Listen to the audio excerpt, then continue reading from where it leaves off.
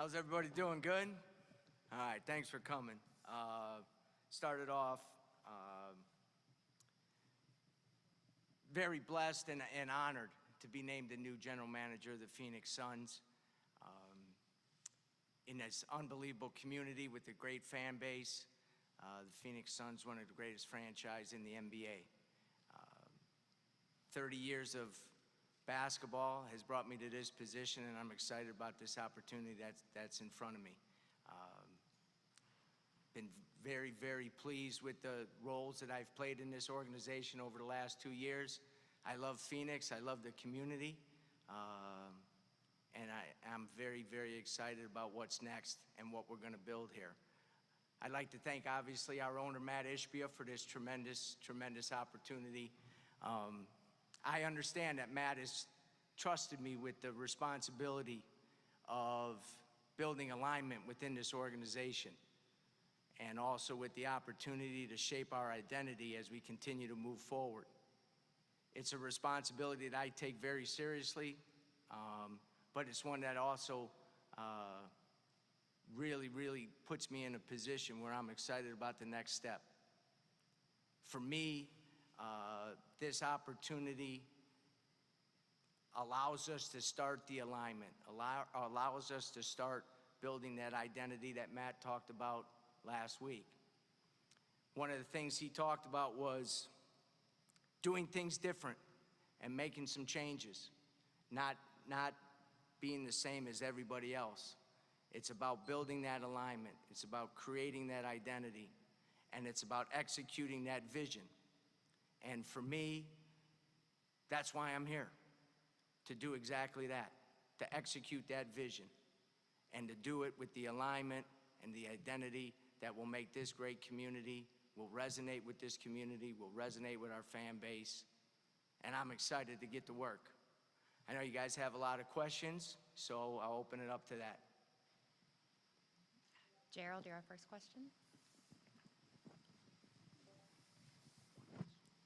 Hey Brian, Gerald Bourguet, PHNX Sports, nice to meet you. I'm sure you've seen some of the backlash to your hiring. You mentioned the extensive experience you have coaching, especially at the collegiate level, but the experience on the front office front may be a little bit more limited. So I'm just curious, what do you feel your areas of expertise are that you bring to the table, and why do you think you will be able to succeed in a front office role? Yeah, as I said, 30 years of basketball experience, 30 plus years of basketball experience, the last 2 being here in Phoenix. The knowledge and experience, I think, puts me in a good position to be successful in this role. But I think the thing that's gonna separate me and give me the opportunity to be very successful and make a positive impact is my focus on building that identity and creating that alignment that Matt talked about a couple weeks ago. That identity is very, very important. You have to create that identity, build that alignment, and then you have to, as I said, execute that vision. Been put in leadership positions before. My last 2 years here, I've been able to really work with every facet of the organization. And at the same time, for me, it's all about that leadership and that making sure that on a daily basis, that vision we're talking about isn't something on the wall, it's not a poster, it's not talked about, it's lived and breathed every single day. And it's my responsibility to execute that. It's my responsibility to make sure that as we build this, it is exactly aligned with that. And for me, this opportunity is a great one. And the experience that I've been able to have in the different areas, obviously with the evaluation piece, with the coaching piece, with the relationship piece with not only the players, but with the coaches and so forth, I think puts me in a good position to be successful. Dwayne. Hey, Coach. First, congratulations on this opportunity. Two-part question in relates to structure, because Ishbia talked about that as structure. First, just now that that's in place with the front office, what's the timetable on hiring a head coach, 1? 2, then what's Josh's role moving forward in that structure? Sure. So first on the head coaching, obviously my main focus right now is hiring the next head coach of the Phoenix Sun and hiring a great one. We are doing an extensive process in that right now.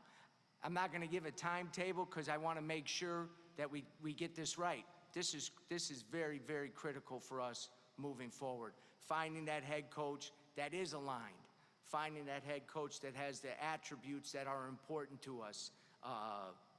Unbelievable basketball IQ, tremendous communicator,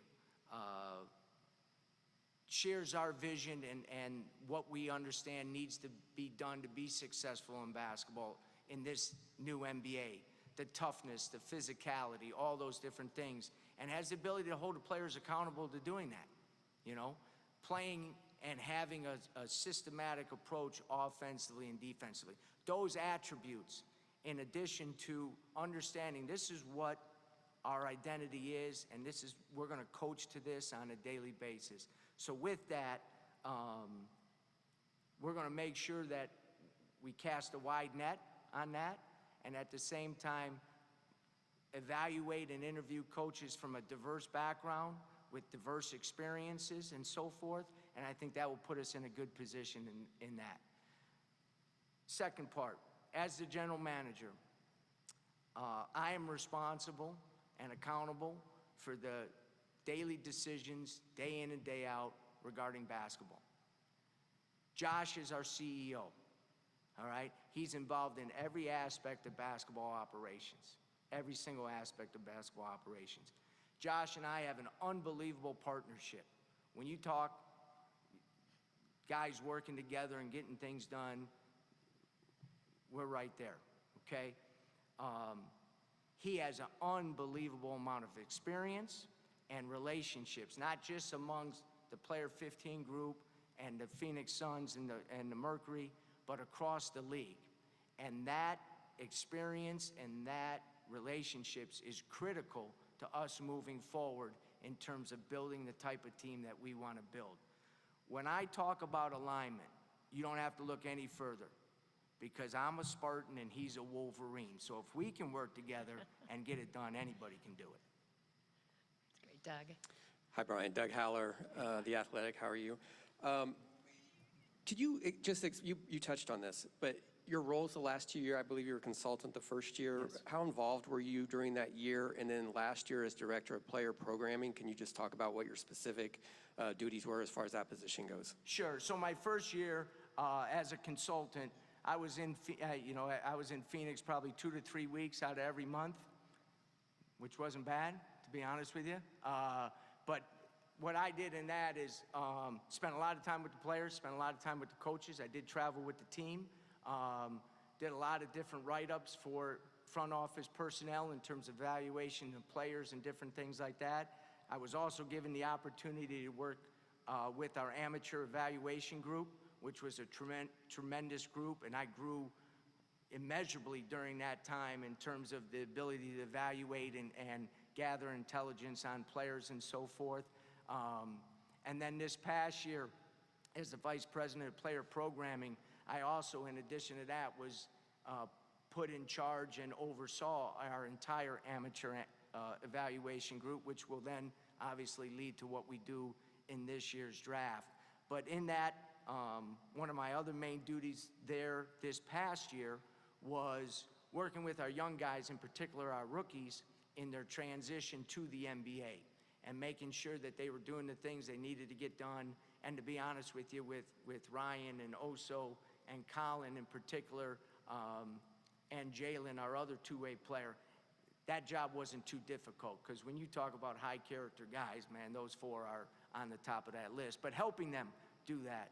I also work with our analytic group and the coaches in terms of developing a robust player development system. Obviously, the coaches led it, but we wanted a front office impact in there as well, so we were aware of what guys were doing. That was implemented during the preseason, during the regular season, and now during the postseason. So the best part for me is over those 2 years, as I mentioned a little earlier, from the coaches to the players. Every facet of this organization, coaches, players, front office personnel, analytics, medical staff, strength conditioning, from equipment that I touched everybody in that. And for me, over a 2-year span, it was like a master's class in what was going on within an NBA organization. Kellen? And over here, Kellen Olson, Arizona Sports. Nice to meet you. Nice Welcome to meeting the you. Valley. I was curious, it's been well documented for the Suns how they do not have their own draft picks coming up. They still do have some draft picks. Matt has been on the record about how he feels about the draft and its importance in terms of both short-term and long-term picture. I was curious how you feel about that and the draft's importance, both short-term and long-term, in building a roster.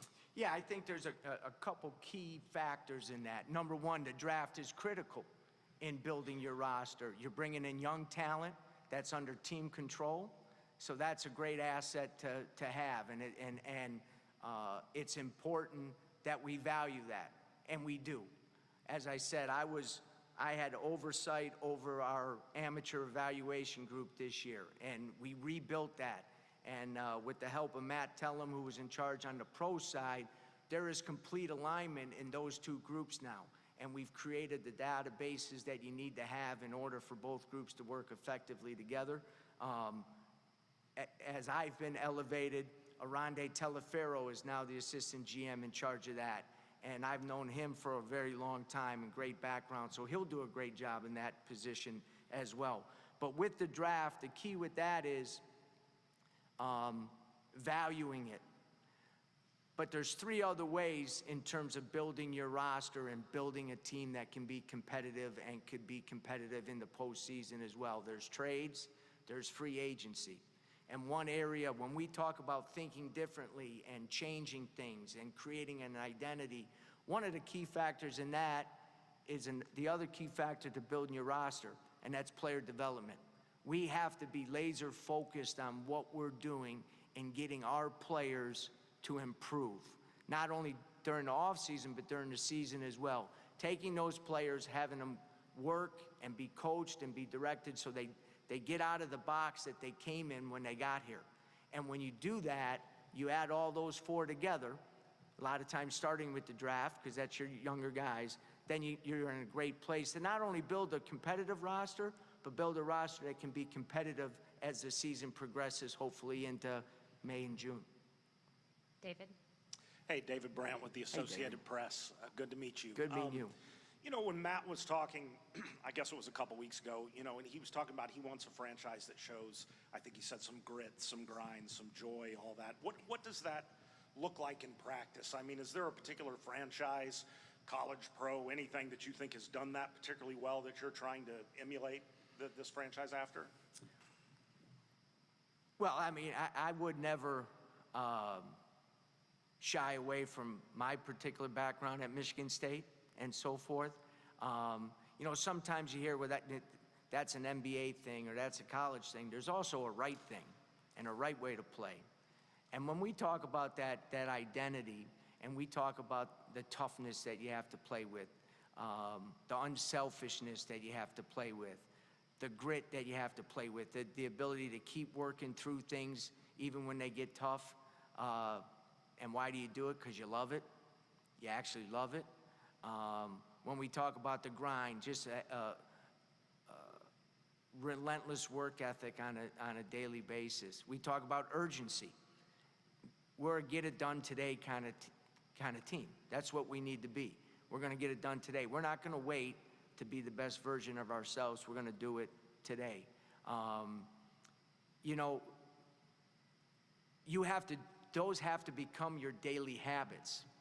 Those have to be, not, as I said earlier, not just talked about, but those have to come to life.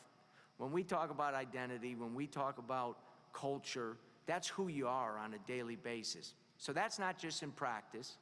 That's out in your individual skill work. That's in the weight room. That's in the training room. All those things come into play. And to be honest with you, that's our organization. You know, we want people that work here in the 5G that are tough. And by tough, I mean they're willing to do things other people aren't. And that permeates the entire organization. And when you do that, that's when special things and great things come. And my job now is to execute on that vision. My job is to, I will be held accountable by our great fans, by this unbelievable community, and by you guys if we get that done. Barry? Hey, how are you? Doing great. How are you? Good. Welcome. Thank you. I'm Barry Bloom from Sportico. I've been covering the NBA on and off for like 50 years. And since you're talking about making changes, this is one of my concerns that I'd like you to address. Okay. Last season, we had a coach who came in and addressed the media and spent maybe 4 minutes in his sessions and didn't answer all the questions in the room. We had a general manager who I particularly love, who was only available to us, I can only remember him once during the entire season. Would you guys pledge in your new approach to be more open to us, for you to be available on a more regular basis, whether it's individually or in a group, and to make sure that your new coach does what just about every other coach who came in here during the season did, and that was answer every question in the room? Well, as we approach and work on the hiring of a head coach, I'll certainly bring that up for you. But obviously, that relationship is critical. We need to do a good job on that. And if it's something that we need to improve in and change and make better, not necessarily for you, but for your readers and the people that follow you, because to be honest with you, they're the most important, you know what I mean? And so I'm not sure I'm in the pledging mode right now, but I'll definitely take it under consideration for you. Richard? Brian, Richard Sines, Hey, Fox Richard. 10. Congratulations. Thank you. Kind of a two-parter here on alignment. You've talked about, being aligned. You're a Spartan, Matt Ispier's a Spartan. How much does that help in your guys' alignment, your relationship with him, the history you have? And when it comes to hiring this new coach, what's the priority on getting a coach before the draft starts to make sure you're aligned with that particular person when it comes to getting the players that you want? I'll address the first one. Matt and I are a team. We are completely aligned. As the general manager, my job and my responsibility is to oversee the day-to-day operations of us basketball-wise. I report to Matt Ispia. Matt is an owner that is involved, and I like that. But he has also empowered me to build this team and to build the identity and to build the alignment that is so important. But Matt and I are aligned. And the one thing I will say is this: I'm never going to shy away from the fact that one of the reasons I'm sitting up here is because of my relationship with Matt Ispia. But that relationship is founded on that alignment. Shared values, shared work ethic. We've been through a lot together, and he trusts me and I trust him. And he has empowered me with this responsibility of executing the vision that we've put forth. We share the same vision of what our team needs to look like and how we need to play and how that can lead to successful teams. Second question, I just went on so long I can't even remember it. Yeah. Again, the time frame isn't as critical as getting the right coach, but there is some merit to making sure that who we're bringing in, because that's the alignment. Matt Ispia, myself, head coach, all three of us. At the same time, bringing in multiple guys with our first and second round picks is going to be very important for us, bringing in guys that can not only possibly impact us right to development and success down the road. I can't promise anything on that, but obviously I think there is some benefits to that. I'm not saying it's a a black and white issue. It has to be done, but I would agree there are some definite benefits to that. Dana? Dana Scott, Arizona Republic. How you doing? Yeah, good than you? Good, good. All right, congratulations. Thank you. You are sliding over into this GM role, and James Jones has been in this role for 7 years before you. So now that he is transitioning to senior advisor, has he given you any initial advice taking on this role after being in war rooms with the draft and, player development and such? Over the last 2 years, James and I have spent a lot of time together, and we have a great relationship. There's the respect level from my end is incredible. I think we're fortunate to have James stay in that senior advisory role. He's going to lean in and help with the player 15 group, with the Suns and with the Mercury. So again, I think it's our relationship will only continue to grow on the professional and on the personal level, because he's a heck of a guy. You know what I mean? And I'm looking forward to that. Brendan? Hey, Brian. Brendan Hey. Clean, Locked on Suns podcast. I guess a similar question to Dana's. In these past couple of years, what kind of relationship have you been able to develop with Devin Booker? He kind of surprised some of us down the stretch of the season, being very vocal about his intention to kind of have more of a voice, big picture with the franchise. I wonder how you expect to implement that and kind of pull from what he wants to do. An old crappy gym, I think it was in Indiana when he was 15 years old. I went and my assistant told me to go see this kid play from Grand Rapids. I went and saw him play, and I told my assistant, you don't have to see him play anymore, because there's no way he's going to Dayton, Ohio. So we have a relationship that goes a long way back, because we actually recruited him then. There's an unbelievable amount of respect I have for Devin in terms of how he goes about the professionalism and all those different things.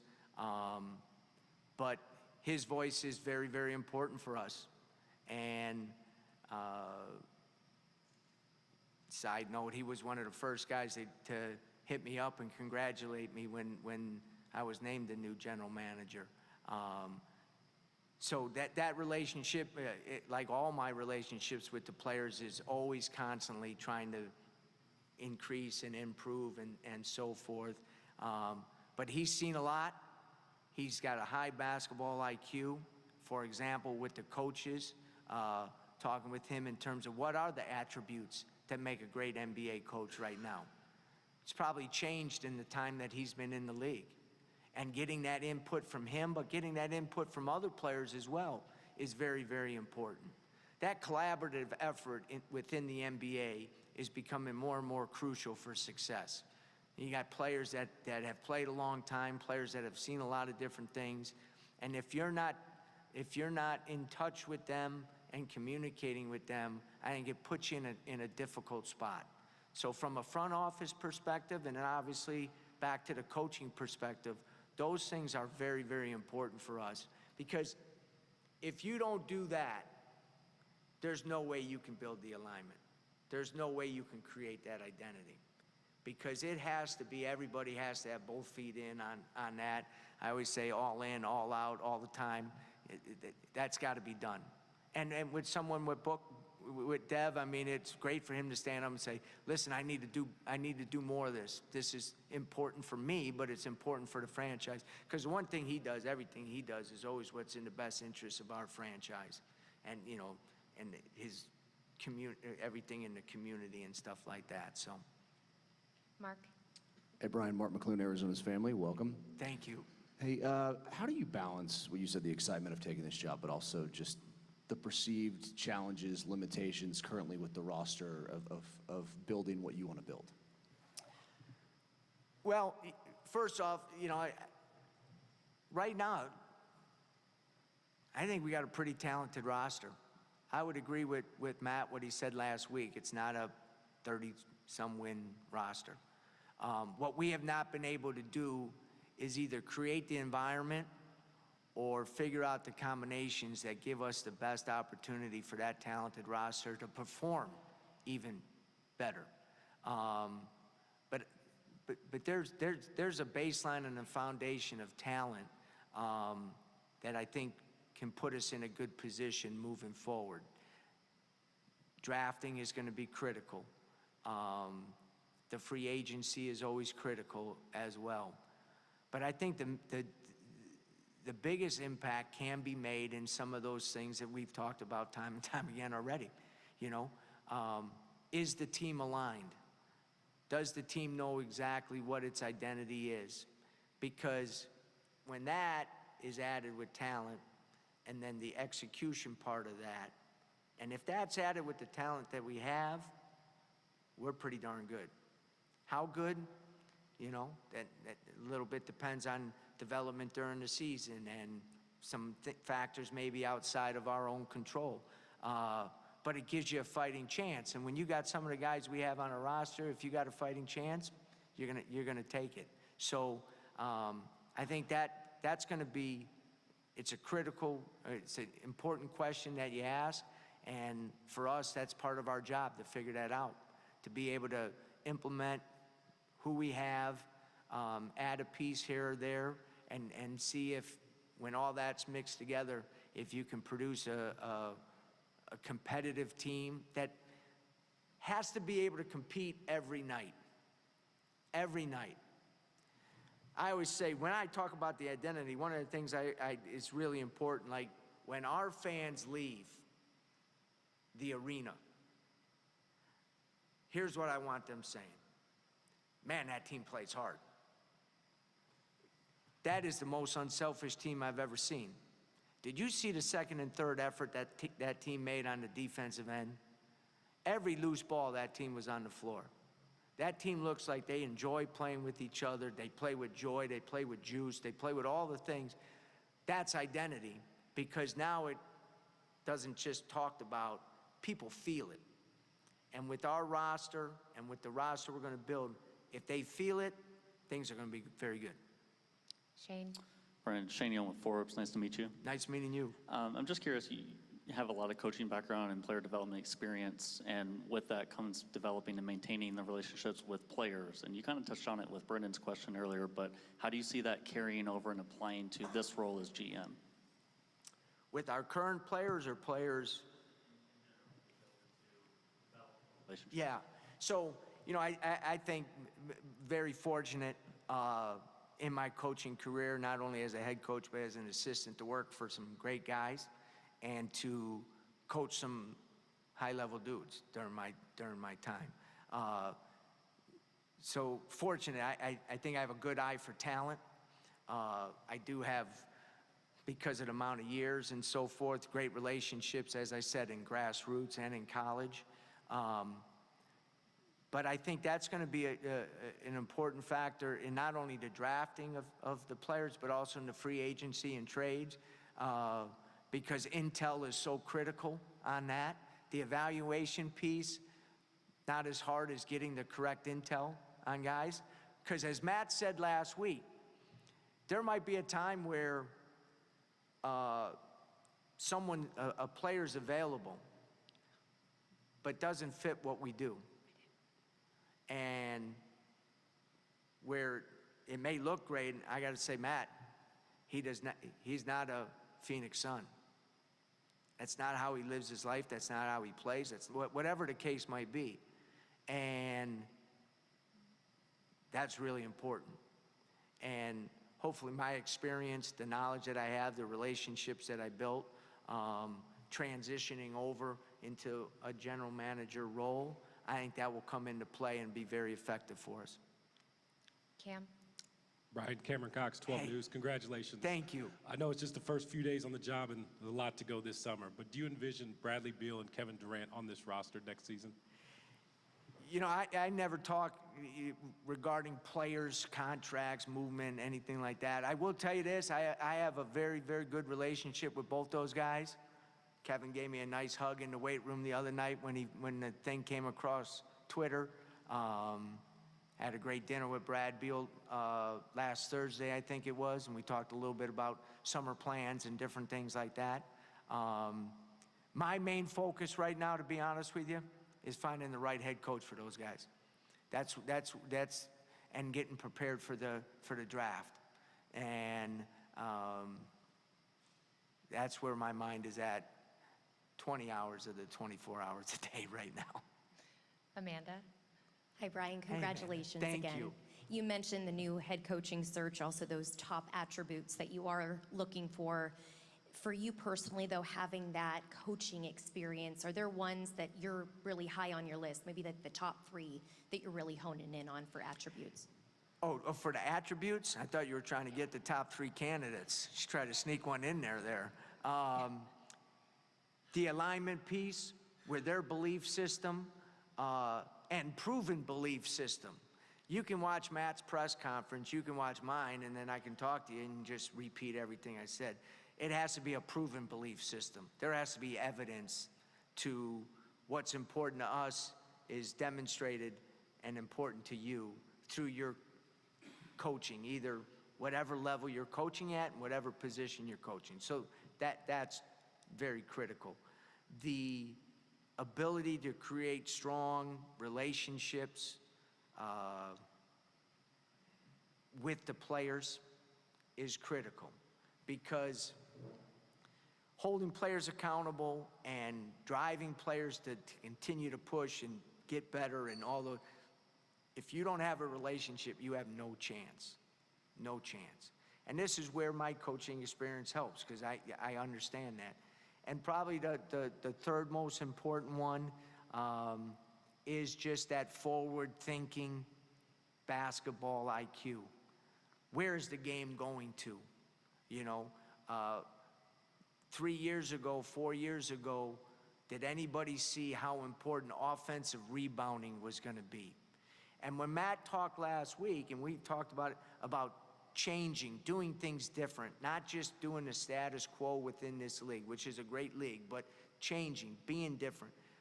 We need to find somebody that thinks that way, because now offensive rebounding is critical in games. You have teams advancing in the playoffs who cannot shoot at all, but they just chuck that thing up there and go get it.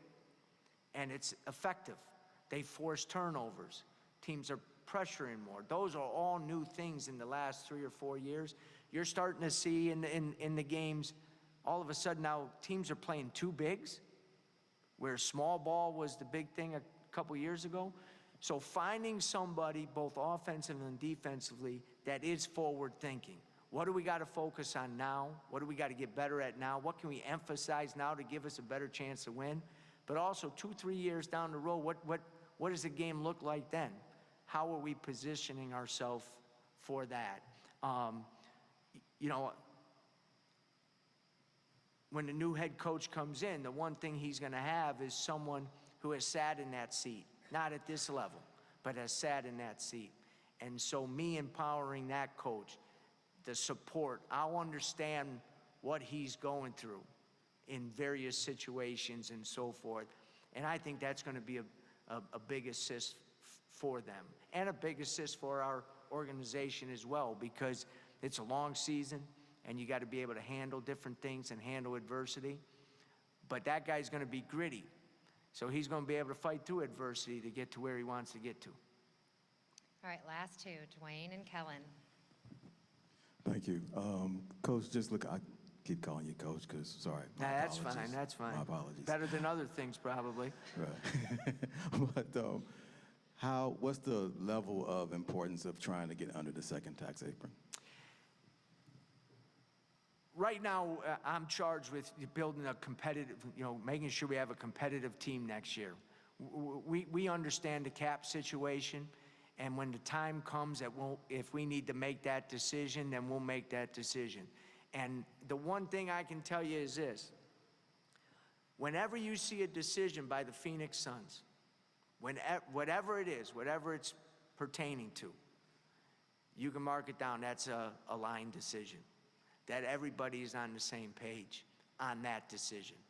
And I think that's critical, because I think there are times when decisions are made and maybe there isn't that alignment. And if things don't go well, then I never thought, that ain't happening here. That is not happening here. So when we make that decision regarding the cap and the second apron and what we do, that will be an aligned decision. Kellen? Last Brian, question. you mentioned not hiding away from the fact that part of the reason why you have this job is because of your relationship with Matt. Yep. I was curious for you what you're looking to prove out of this scenario, because certainly you have an expansive basketball resume, but the lack of NBA experience, the lack of NBA front office experience has been there, and you've been criticized for that. But what are you looking to prove from this that you're more than just this relationship that you have with Matt? Well, obviously, like I said, I think that relationship with Matt is a key factor, but I also think my body of work over my 30-some years of basketball has put me in a position where the leadership aspects of this job, as I said, I'm excited about that.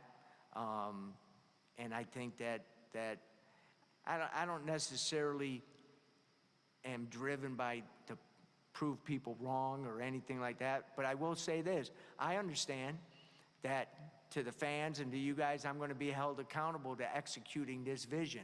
I'm going to be held accountable to the success of this team. I completely understand that. I don't shy away from that either. You know, that actually excites me. One other area that Matt and I are extremely aligned in is our competitiveness. So you're going to throw that challenge out there? All right, let's go. Let's go. And no one's going to outwork me. I think that's, you know, that's a skill, that's a talent. Don't let anybody fool you, that's a talent. And we're going to think differently. We're going to be unified in our approach on a daily basis. And when you do that, then the results are going to speak for themselves. I have all the confidence in the world that under my leadership, with the alignment of Matt, with Josh, with our great staff that we have in every area that we have, that those changes are going to result in some great results. Thank you, everybody. Thank you, everybody. Appreciate you.